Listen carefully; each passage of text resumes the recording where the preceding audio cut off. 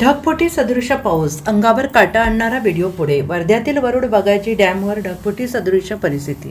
राज्यात सर्वदूर पाऊस सुरू आहे आणि यामध्येच आज भारतीय हवामान विभागाने अनेक जिल्ह्यांमध्ये रेड अलर्ट जारी केला आहे.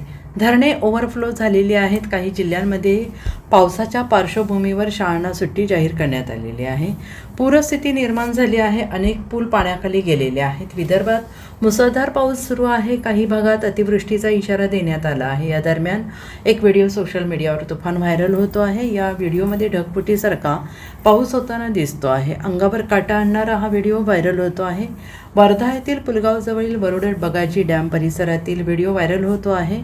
वरुड बगायची डॅम येथे ढगफुटी सदृश्य परिस्थिती निर्माण झाली आहे. ढगफुटीसारखा पाऊस कोसळताना दिसतो आहे. व्हिडिओमध्ये हे दिसत आहे की ढग खाली येत आहे. जोराचा वारा सुटला आहे आणि याच दरम्यान काळोख झाला आहे. प्रचंड वारा, पाऊस पडतो आहे. वरुड बगायची डॅमवर ढगफुटी सदृश्य परिस्थिती बघायला मिळाली. अचानक एकाच वेळी अतिपाऊस दिसतो आहे.